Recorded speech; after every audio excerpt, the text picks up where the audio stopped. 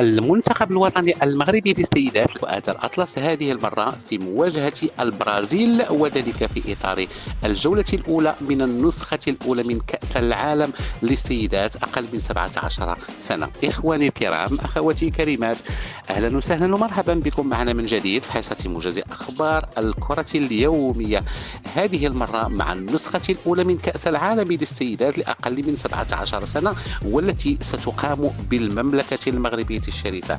الفيفا استدعت 24 منتخبا قسموا إلى 6 مجموعات. الرباط، مدينة الأنوار، مدينة واحدة ستستضيف هذه التظاهرة بأكملها.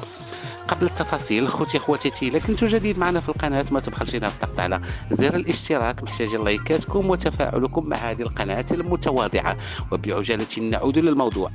كأس العالم للسيدات تحت لواء الفيفا ستنظم بالمملكة المغربية الشريفة ابتداء من 17 أكتوبر 2025 إلى غاية 8 من نوفمبر. التظاهرة الجولة الأولى، المنتخب المغربي لفؤاد الأطلس في مواجهة البرازيل في الجولة الأولى مساء يوم الجمعة 17 من أكتوبر من المجمع الأمير مولاي الحسن. لم يبقى لي اخوتي إلا أن أشكركم جزيل الشكر على وفائكم. دمتم في رعاية الله، إلى اللقاء.